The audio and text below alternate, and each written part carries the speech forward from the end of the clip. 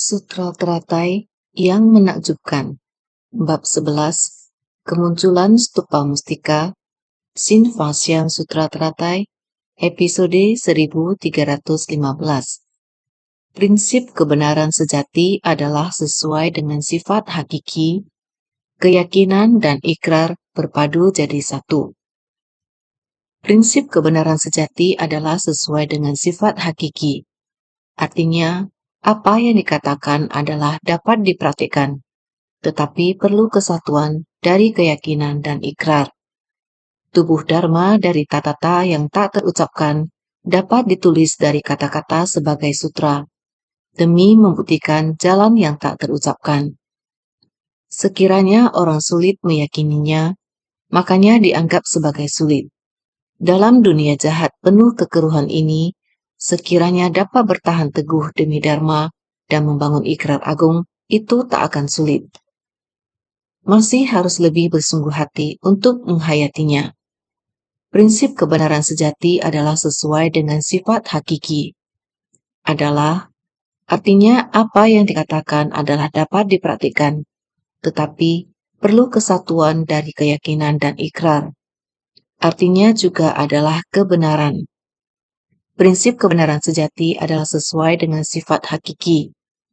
Manfaat yang sesuai dengan sifat hakiki, saya ingat beberapa hari yang lalu, ada mengatakan kepada semua orang, yaitu dapat dimengerti sepenuhnya sesuai dengan prinsip kebenarannya, adalah Dharma sejati, dapat sepenuhnya dimengerti berdasarkan prinsip kebenaran ini, sehingga kita memulai pembinaan diri.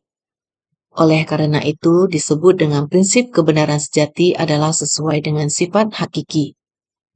Kebenaran adalah sifat hakiki kita yang demikian adanya. Setiap orang memiliki sifat hakiki yang demikian adanya. Oleh karena itu, kemudian memulai pembinaan diri sesuai sifat hakiki kita. Manfaat yang sesuai dengan sifat hakiki.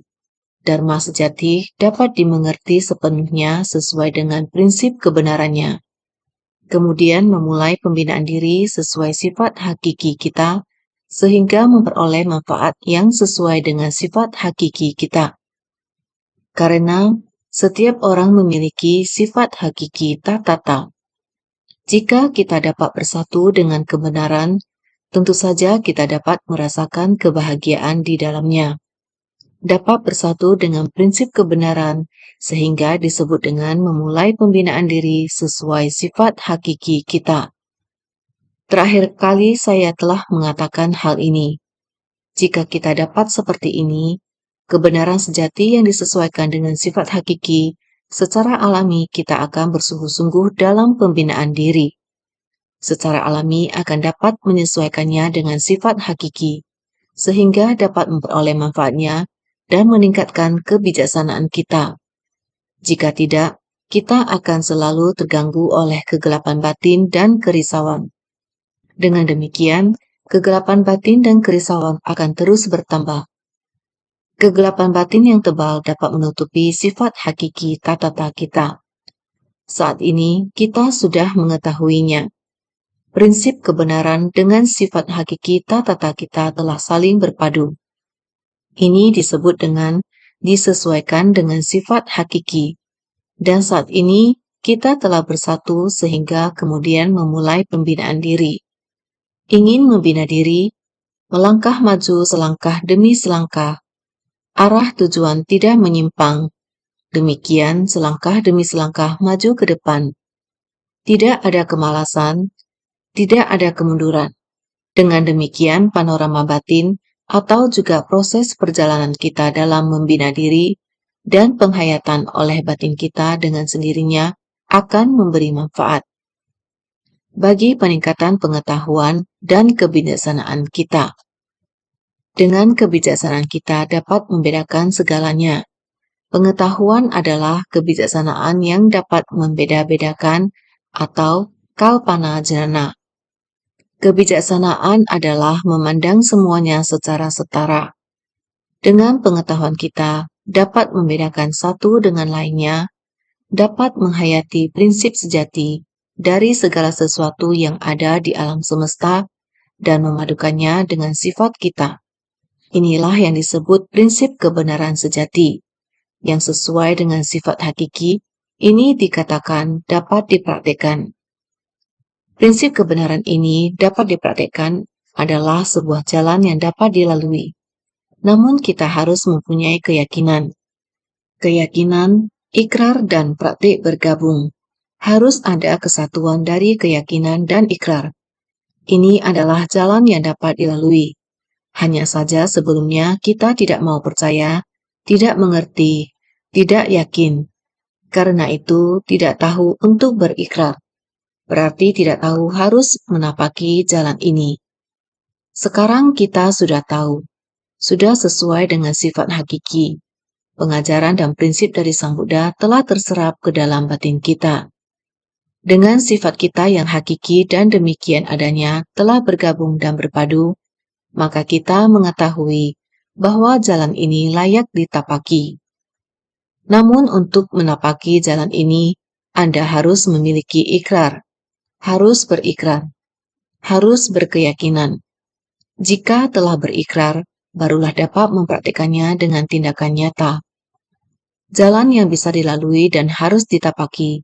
Jika batin kita belum berikrar untuk melangkah, tidak mempunyai keyakinan yang kokoh, jika demikian, maka jalan ini selamanya tidak akan membawa kita sampai tujuan. Karena itu, ketika menjadi bagian dari prinsip, mengetahui, mengerti bahwa prinsip adalah kebenaran sejati. Sifat hakiki tatata kita adalah kekal abadi. Melalui prinsip kebenaran ini, kembali kita membuka sifat hakiki tatata kita, supaya kita bisa mengerti akan praktik benih dari bodhisattva ini, sehingga kita bisa mempraktikkannya secara nyata. Berharap kita dapat menyatukan keyakinan dan ikrar kita. Barulah kita dapat menjadi giat bersemangat, tekun dan berjalan maju dengan langkah yang mantap. Jadi kita pernah membahas jalan yang tak terucapkan. Ini tubuh dharma dari tatata yang tak terucapkan. Jalan yang tak terucapkan. Sebenarnya dharma ini adalah tatata. Tatata adalah sifat hakiki kita yang semula, di mana tidak bisa dijelaskan dengan kata-kata, tapi sekarang kita hanya bisa mengharapkan buku dan sutra. Bagaimanapun kita harus mengharapkan dari buku dan sutra. Kita memahaminya mulai dari sutra.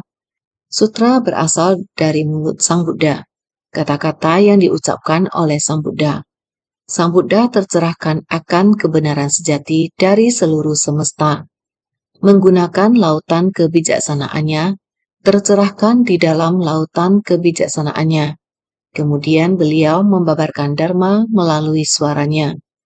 Murid mendengar, masuk melalui telinga, terukir di dalam batin.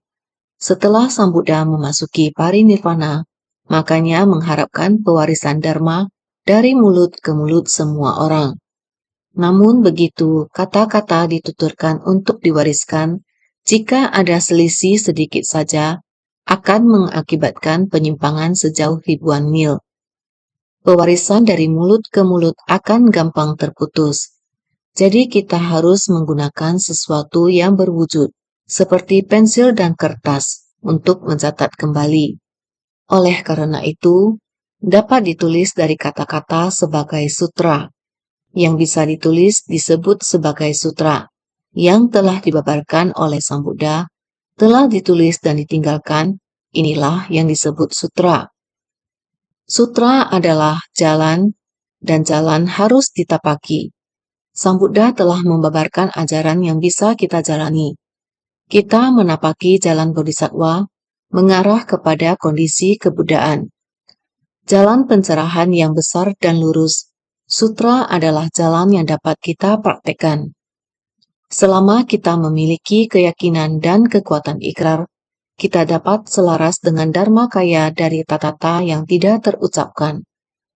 Tubuh dharma dari tatata yang tidak terucapkan, ini adalah sifat hakiki tatata kita.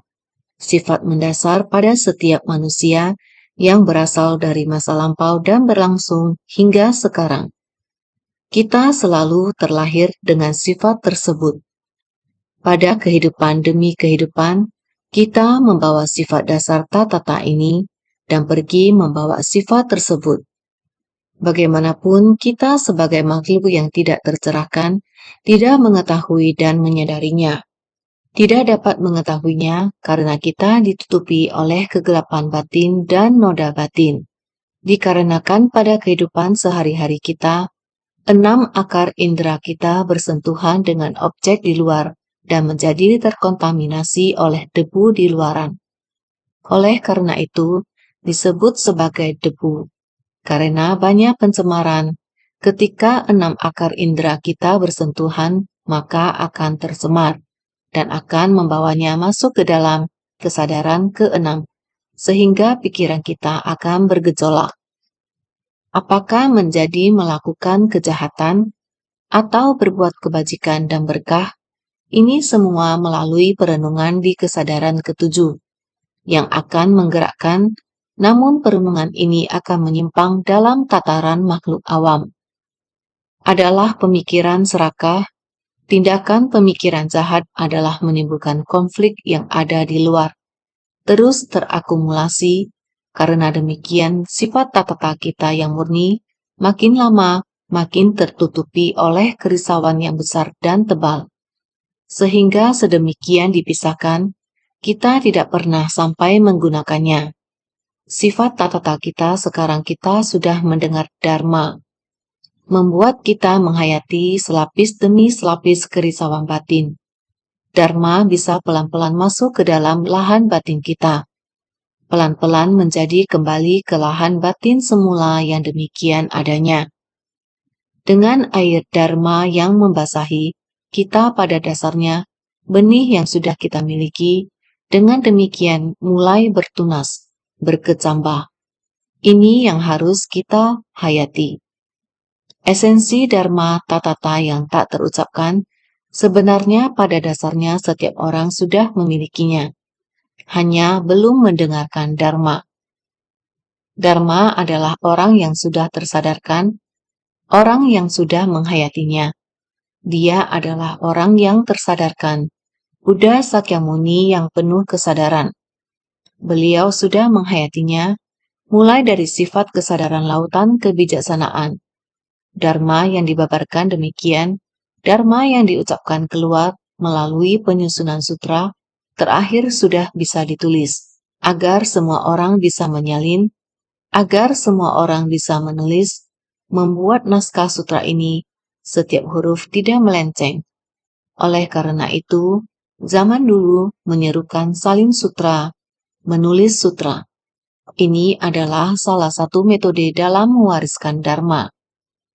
Setelah Dharma ini kita teliti, maka kita dapat babarkan. Jadi dapat ditulis dari kata-kata sebagai sutra. Dapat ditulis yaitu Dharma yang dapat dibabarkan. Dharma yang dapat dibabarkan demi membuktikan jalan yang tak terucapkan. Dengan kata-kata ini, setelah kita dapat memahaminya, melalui suara kembali dibabarkan, agar lebih banyak orang dapat mendengarkannya dan menyerapnya. Kata-kata yang telah diucapkan adalah supaya semua orang dapat dengan segera menyerapnya. Jika tidak, suara yang telah dikeluarkan akan tetapi jika tidak ada orang yang menyerapnya, maka ini akan segera lenyap. Kalimat pertama di awal diikuti oleh kalimat selanjutnya. Satu kata dan satu kalimat, begitu keluar, pasti akan segera menghilang. Andai kata jika tidak ada orang yang menggunakan telinga untuk benar-benar menerima dan menyerapnya ke dalam hati, memahami prinsip kebenarannya, jika tidak demikian segera menerima dan menyerapnya, segera memahaminya, begitu suara ini keluar maka akan menghilang dalam sekejap. Namun jika telinga mendengarnya, kemudian mengingatnya di dalam hati, dengan demikian akan menjadi prinsip kebenaran. Jika sudah ucapkan tetapi tidak menyerapnya, itu sama dengan tidak mendengar. Setelah kita menyerapnya, kita dapat mempergunakannya di dalam hati, dengan demikian dapat mempraktikkannya sesuai dengan dharma membina diri. Untuk melatih, untuk mempraktikkan, maka dharma ini akan menjadi kita punya. Jika kita tidak menyerapnya, walaupun dharma sudah dibabarkan sekian banyak, meskipun telinga kita mendengarnya, tetapi tidak menyerapnya, ini juga tidak ada gunanya. Oleh karena itu dikatakan, dapat ditulis dari kata-kata sebagai sutra. Dapat ditulis karena Buddha telah membabarkan dharma. Setelah membabarkannya, Ananda mengulangnya kembali. Demikianlah yang saya dengar. Diwariskan melalui ucapan, kemudian mulai disalin dan disusun menjadi buku. Ini memerlukan waktu yang sangat lama. Setelah menjadi buku, kita perlu mulai menyebarkannya. Pada zaman dulu, belum ada cetakan seperti ini. Cetakannya terukir di atas papan kayu, lalu menggunakan tinta untuk mencetaknya. Ada yang lebih bersungguh hati, diukir di atas batu, lempengan batu, menggunakan lempengan batu untuk mencetaknya. Kemudian mereka mengukir di atas pelat tembaga, mencetaknya dengan pelat tembaga. Menggunakan pelat tembaga dapat mencetak lebih banyak. Bagaimana dengan sekarang? Sekarang telah diciptakan mesin fotokopi. Tidak perlu mencatat atau menulisnya. Kata-kata masih dapat dipertahankan. Yang paling penting adalah sumbernya. Sumbernya dimulai dari daun palem, diukir pada kayu ataupun bambu, sedemikian dipertahankan, sangat tidak mudah. Setelah itu, orang-orang generasi selanjutnya sedemikian sekeping demi sekeping menggabungkannya. Maka, sutra dapat diwariskan. Sungguh tidak mudah untuk mewariskan sutra. Harus melalui proses pencetakan di atas kertas, barulah dapat disebarluaskan. Dengan bersungguh hati mempelajarinya, setelah mempelajarinya, dengan naskah memahami maknanya, lalu membabarkannya. Ini adalah demi membuktikan jalan yang tak terucapkan, dapat ditulis dari kata-kata sebagai sutra. Begitu pula, setelah diucapkan barulah dapat ditulis. Seperti sekarang kita menerbitkan banyak publikasi juga dari ajaran yang telah diucapkan. Lalu semua orang menyusunnya dan mulai diterbitkan. Ini dapat ditulis dari kata-kata sebagai sutra. Karena sutra ini bisa dibabarkan demi membuktikan jalan yang tak terucapkan. Saya mengajarkan lewat ucapan dan kamu mendengarkan. Kalau kamu benar-benar mendengarkan, meskipun ucapan saya bisa berlalu seketika, apa yang kamu dengar dan kamu simpan dalam hati adalah jalan yang bisa kita latih. Jadi, sekiranya orang sulit meyakininya, makanya dianggap sulit. Karena kita memberikan ajaran, kita juga harus mengajarkan prinsip kebenaran agung ini, agar semua orang memahaminya, namun mereka tidak semudah itu percaya. Ada berapa banyak orang yang benar-benar ingin meyakini dan memahami Dharma Buddha? Sebenarnya hanya sedikit, sangat sedikit jumlahnya. Sangat sedikit. Apalagi kalau ingin mereka memiliki keyakinan yang mendalam, lebih sulit lagi. Bila ingin mereka memiliki keyakinan yang mendalam dan menerapkan ikrar dalam tindakan nyata, akan lebih sulit lagi. Jadi, sulit bagi orang untuk memiliki keyakinan, sulit untuk membangkitkan ikrar, lebih sulit lagi untuk menerapkan dalam tindakan nyata. Ada jalan yang jelas untuk pelatihan kita. Yang kurang adalah perpaduan dari keyakinan dan ikrar. Padahal, prinsip kebenaran sejati adalah sesuai dengan sifat hakiki. Namun bila kita kekurangan keyakinan, ikrar dan tindakan ini akan menjadi sulit. Apalagi dalam dunia jahat yang penuh kekeruhan ini, keteguhan demi Dharma, membangun ikrar agung ini tak akan sulit. Sebenarnya di dalam dunia jahat yang penuh kekeruhan ini, kalau kita berkenan untuk membangkitkan ikrar, memiliki keyakinan, ikrar dan mempraktikkan, maka ini sebenarnya tidak sulit. Terutama dalam dunia jahat yang penuh kekeruhan, orang-orang lebih memerlukan dharma ini. Melihat dunia sekarang penuh dengan penderitaan, ada begitu banyak penderitaan para makhluk. Bodhisattva muncul dikarenakan ada makhluk yang menderita. Para bodhisattva membutuhkan ajaran demikian untuk menginspirasi tekad para bodhisattva. Ini yang kita katakan bahwa Tripitaka dan 12 bagian dalam naskah sutra adalah menyesuaikan dengan akar kapasitas para makhluk dan sesuai dengan prinsip kebenaran tatata, prinsip kebenaran sejati yang sesungguhnya.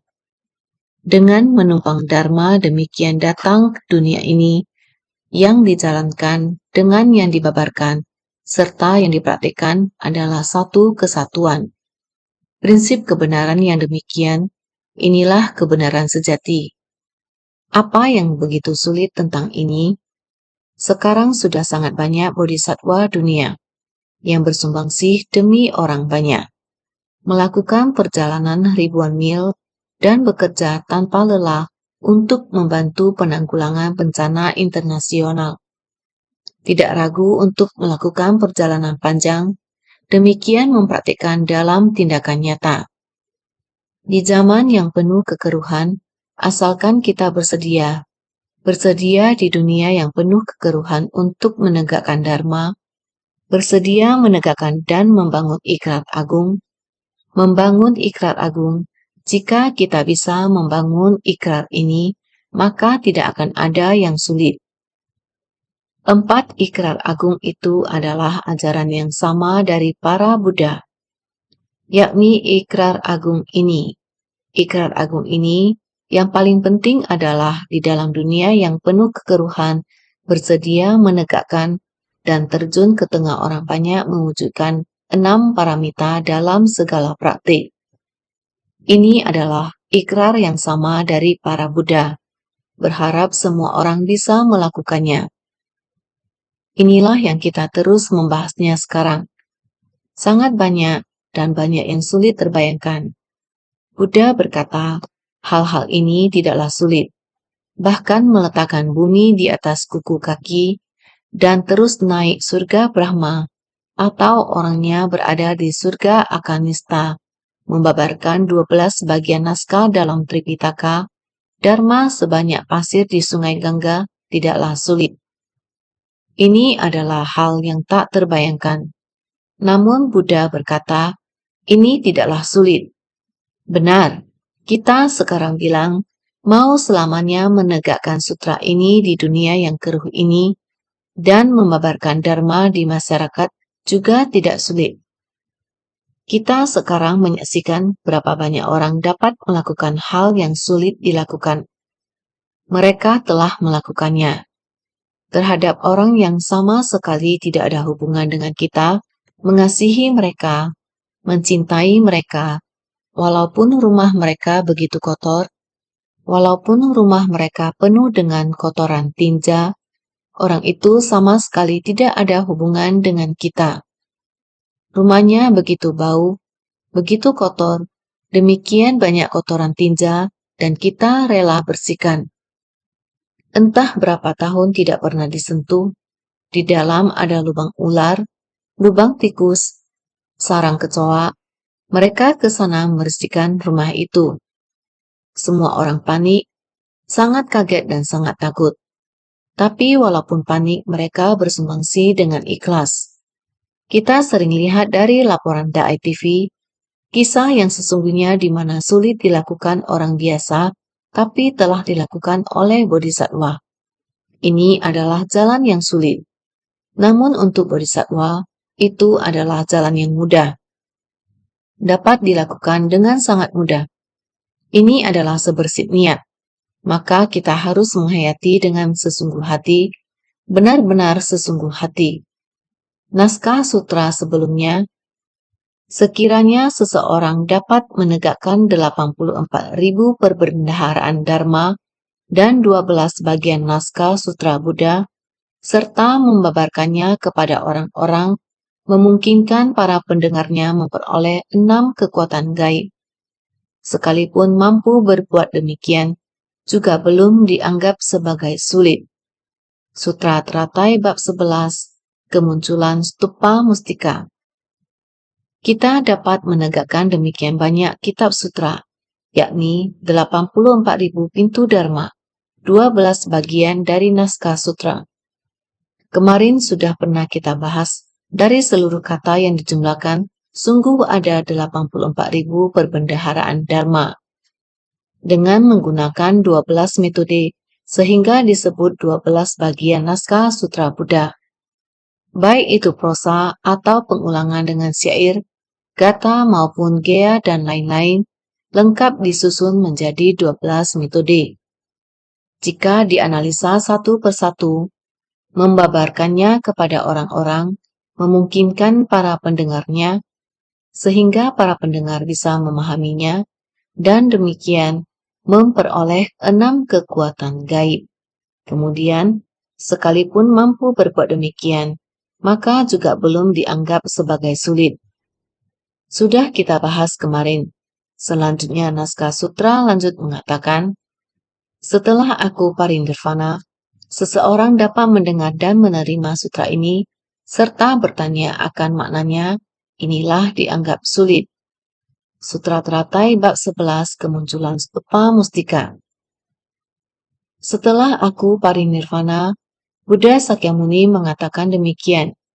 Beliau berkata, setelah aku memasuki parinirvana, barang siapa yang bisa mendengarkan kitab sutra ini dan juga menerimanya, bahkan setelah mendengar juga mau bertanya tentang makna di dalamnya dan tujuan daripada makna tersebut, bisa bertanya dengan sepenuh hati, maka inilah yang sulit.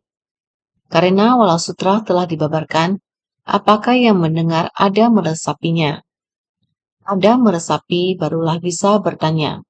Bertanya karena belum terlalu jelas setelah mendengarkan, kemudian mengajukan pertanyaan.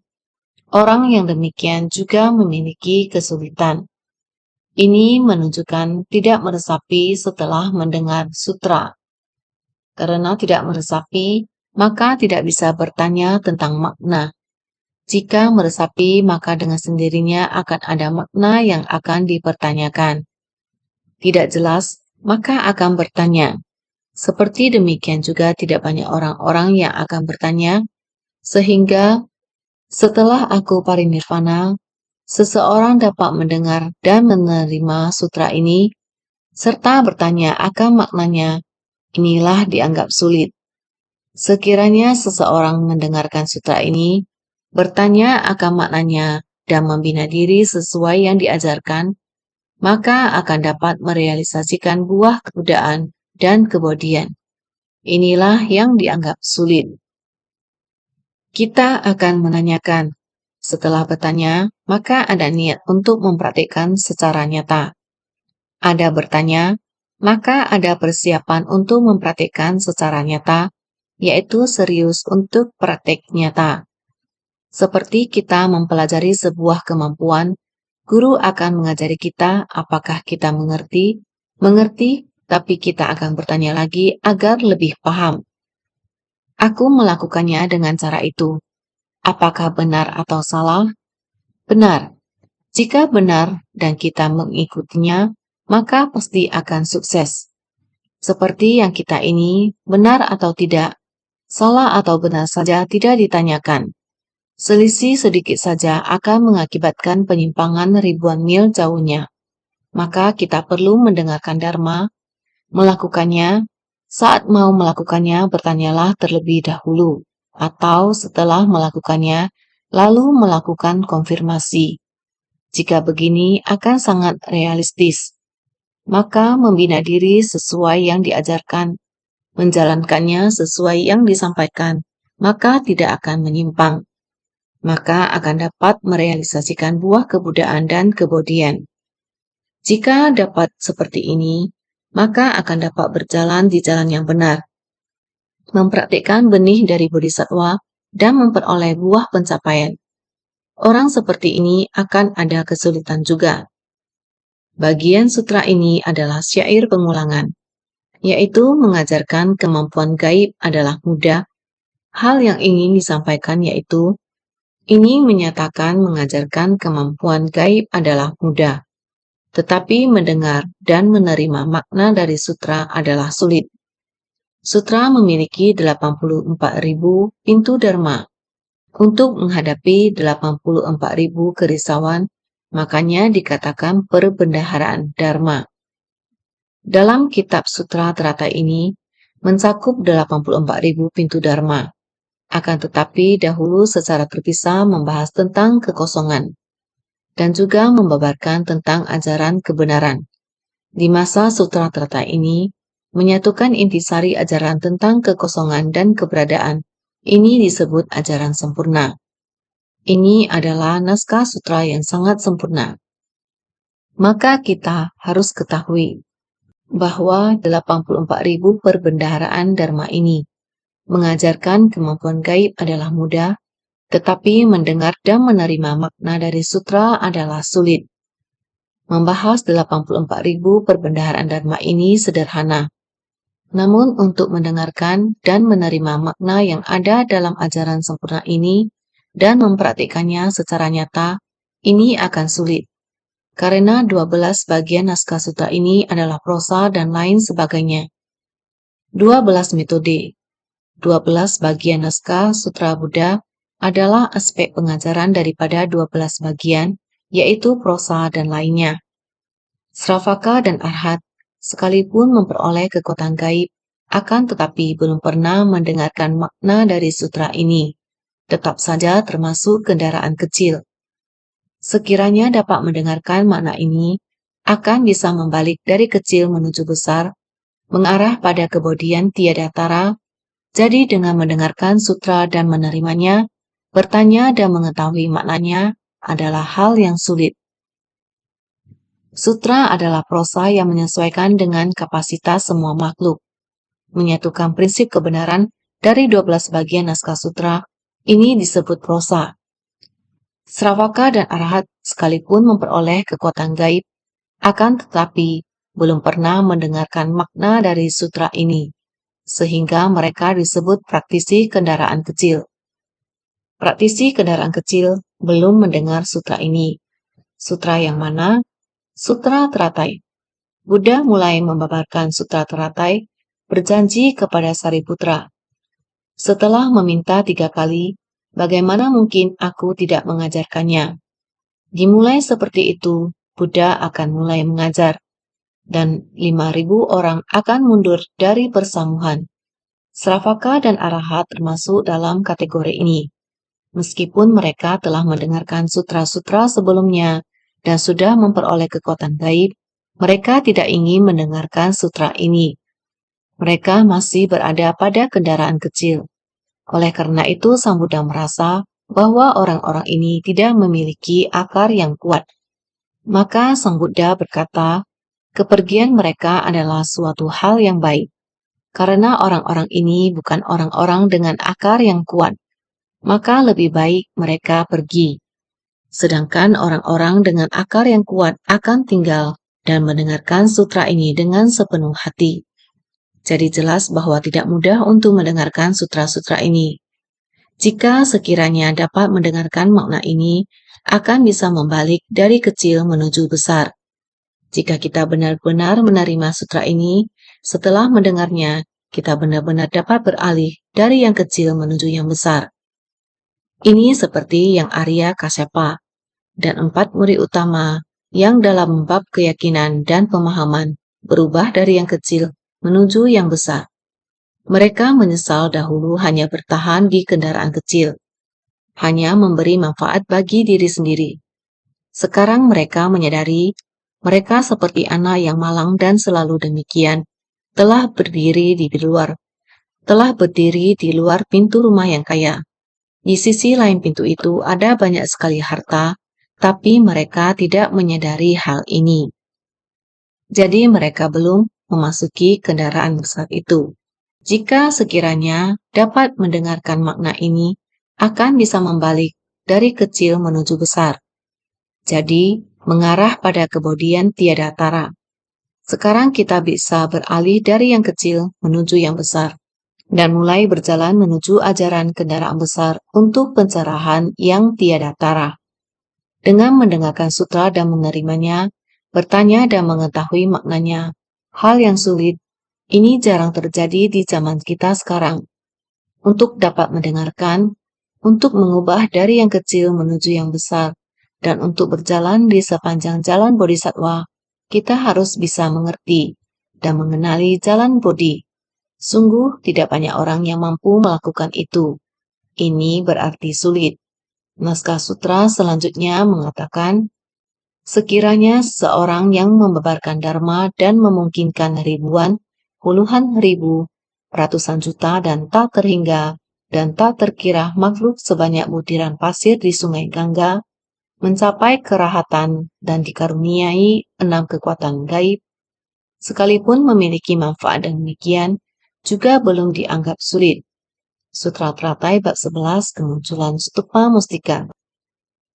Jika seseorang sudah mulai membabarkan dharma, memungkinkan ribuan, puluhan ribu, ratusan juta makhluk, tak terhingga dan tak terkira makhluk sebanyak butiran pasir di sungai Gangga. Dengan begini dapat mendengar sutra, ini sangat banyak, mengartikan banyak sekali. Mencapai kearahatan dan dikaruniai 6 kekuatan gaib. Makna dari 6 kekuatan gaib adalah sama seperti di dalam bab perumpamaan tanaman obat. Membuat orang-orang ini semua mencapai kearahatan dan juga mendapatkan makna dari ajaran 6 kekuatan gaib. Sama seperti di dalam bab perumpamaan tanaman obat. Di dalam bab perumpamaan tanaman obat, orang-orang ini seperti tanaman obat, bukan pohon besar, tetapi tanaman obat. Sekalipun memiliki manfaat demikian, juga belum dianggap sebagai sulit. Walaupun ada manfaatnya, tetapi ini tetaplah kendaraan kecil. Segala manfaat yang diterima kendaraan kecil tidaklah sulit. Di dalam 12 bagian naskah Tripitaka, apa yang didapat oleh orang kendaraan kecil semuanya seperti tanaman obat kecil. Meskipun dipupuk oleh hujan dharma, tetapi kapasitasnya sama seperti rumput. Kami membabarkan bab perumpamaan tanaman obat. Semua orang seharusnya juga mendengar, seharusnya masih ingat. Rumput kecil dan akar kecil, semua yang dibasahi oleh air dharma, jumlahnya sangat sedikit. Oleh karena itu adalah dharma kecil.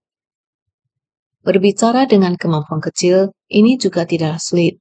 Rumput kecil seperti ini dan kapasitas kecil, walaupun sangat banyak, mengubah orang-orang sebanyak butiran pasir di sungai Gangga, sehingga merealisasikan buah pencapaian kecil adalah tidak sebanding dengan menjunjung dan menegakkan sutra ini.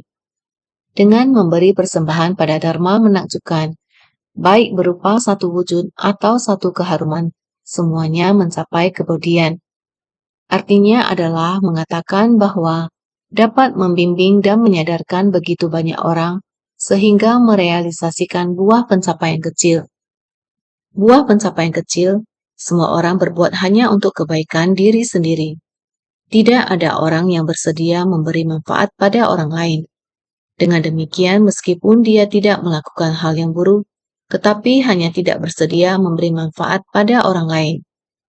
Ini terhadap dunia tidak ada manfaat yang besar.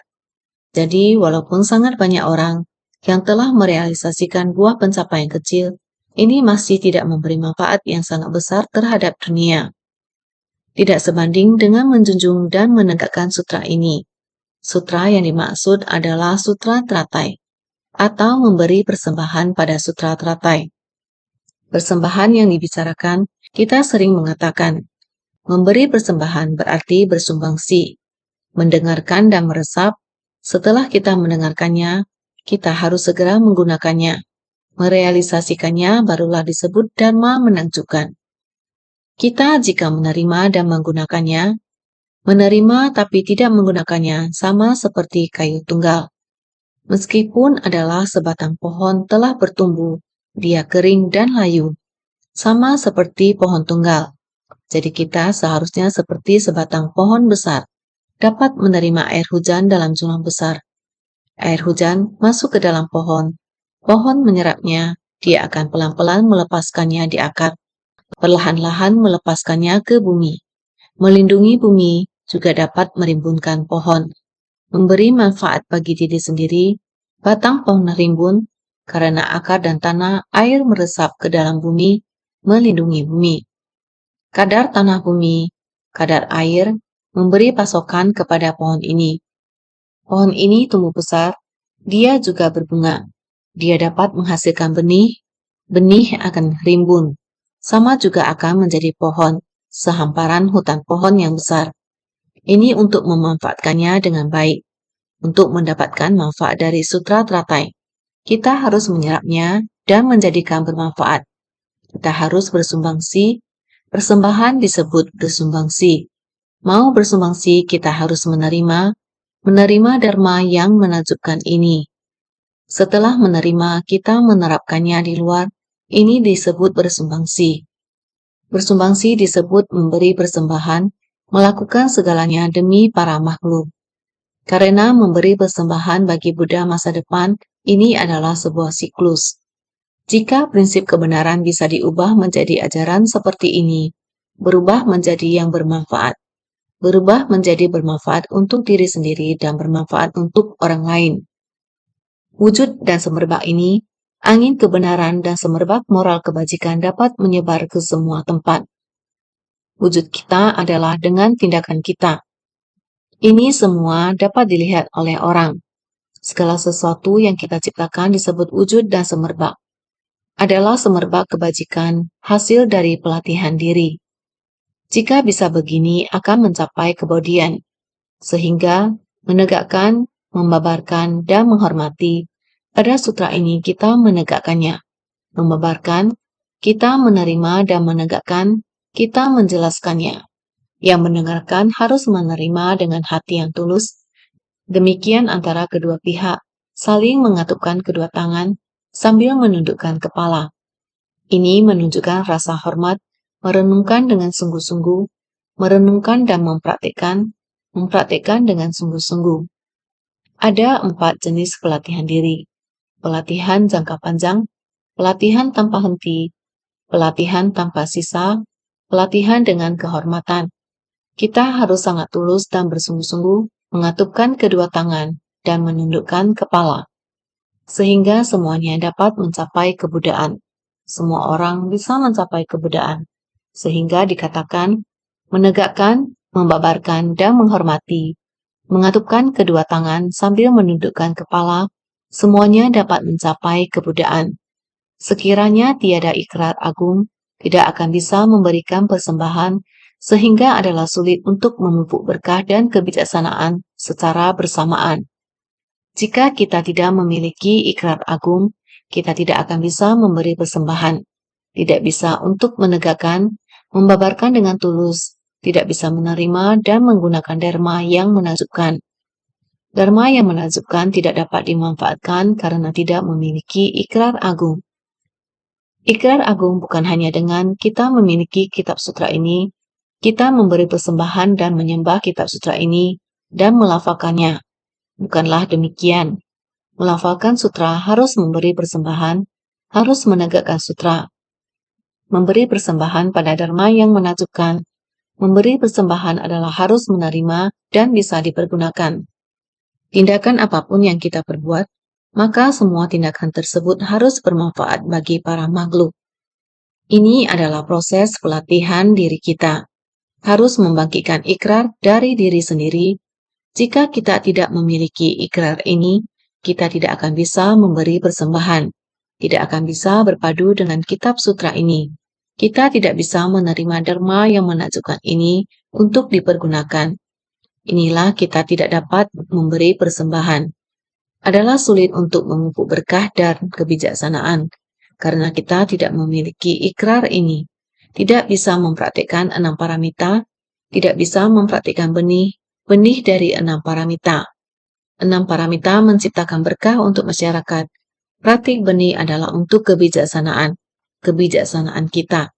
Kita harus terus membangkitkan ikrar, dipraktikkan di dunia, Berkah dan kebijaksanaan secara bersamaan harus mempraktikkan 6 paramita. Praktik benih. Demikian bersamaan barulah benar-benar orang yang menegakkan sutra ini. Jika kita tidak memiliki ikrar agung ini, walaupun kita bertanya, makna sutra ini juga tidak ada gunanya. Mendengarkan juga tidak ada gunanya. Maka saat kita mempelajari Dharma haruslah diresapi ke dalam hati. Setelah itu kita harus membangkitkan ikrar agung. Membangkitkan ikrar agung dan kita harus mulai mempraktikkan. Harus mempraktikkan dengan tindakan nyata. Ikrar dan praktek harus dipadukan. Maka kita harus senantiasa lebih bersungguh hati. Keyakinan, ikrar, tindakan nyata harus berpadu dijalankan. Sehingga kita harus senantiasa bersungguh hati.